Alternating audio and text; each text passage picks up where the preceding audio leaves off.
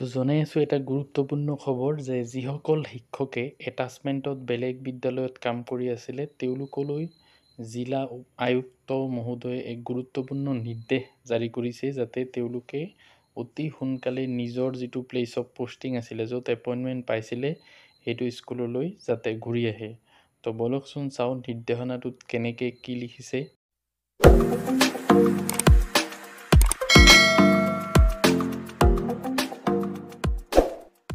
তো এইটো চাব পাইছে অৰ্ডাৰত কি লিখা আছে, office of the district commissioner Morigaon Assam, date 21/3/2024।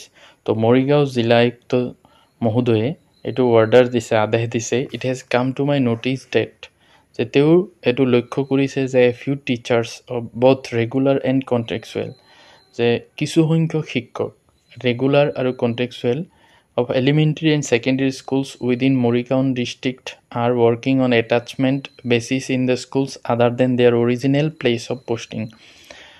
যে কিছু সংখ্যক এলিমেণ্টেৰী আৰু ছেকেণ্ডেৰী স্কুলৰ টিচাৰ তেওঁলোকে য'ত এপইণ্টমেণ্ট পাইছিলে যিটো তেওঁলোকৰ অৰিজিনেল প্লেচ অফ পোষ্টিং আছিলে তাতে নহয়, এটাচমেণ্টত বেলেগ স্কুলত কাম কৰি আছে।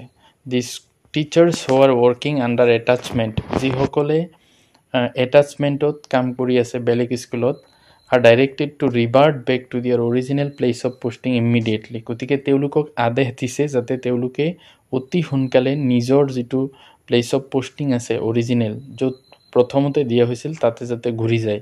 Failing of which stern action will be initiated as per rules. যদি এইটো নকৰে তেতিয়া তেওঁলোকৰ বিৰুদ্ধে একশ্যন লোৱা হ'ব বুলি তেওঁ জনাইছে।